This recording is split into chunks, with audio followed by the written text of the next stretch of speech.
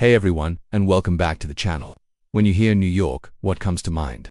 The Statue of Liberty, Times Square, the hustle of Wall Street. It's the ultimate symbol of the American dream. But what if I told you that this city that never sleeps was once a quaint little European town, with a story shaped by the Dutch and even the Swedes? Let's rewind to the early 17th century. In 1609, the English explorer Henry Hudson, working for the Dutch East India Company, sailed up the river that now bears his name. This area, home to the Lenape people, was a gold mine for the lucrative fur trade. The Dutch quickly set up a colony called New Netherland, with a key settlement on the southern tip of Manhattan Island.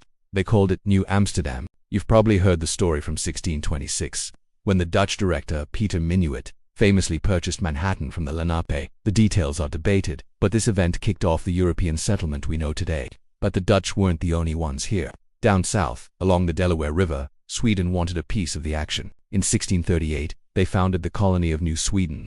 And guess who led the expedition? The very same Peter Minuit who had just left his Dutch post. This Swedish colony, made up of Swedes, Finns, and even some Dutch folks, also focused on the fur trade.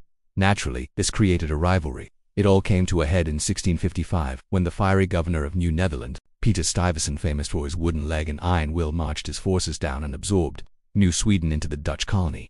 However, Dutch rule wasn't meant to last. The expanding British Empire saw New Netherland as a pesky wedge between their own colonies. So, in 1664, during a war between England and the Netherlands, an English fleet showed up unexpectedly in New Amsterdam's harbor.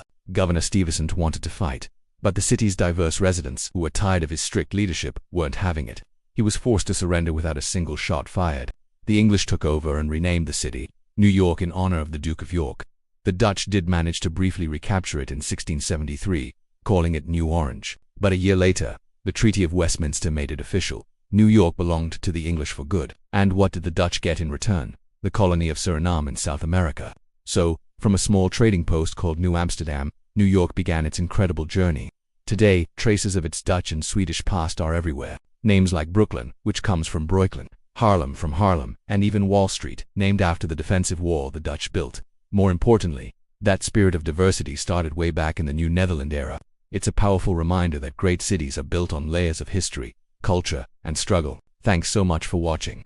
If you found this journey back in time interesting, don't forget to hit that like button, subscribe, and ring the bell so you don't miss our next video. See you next time.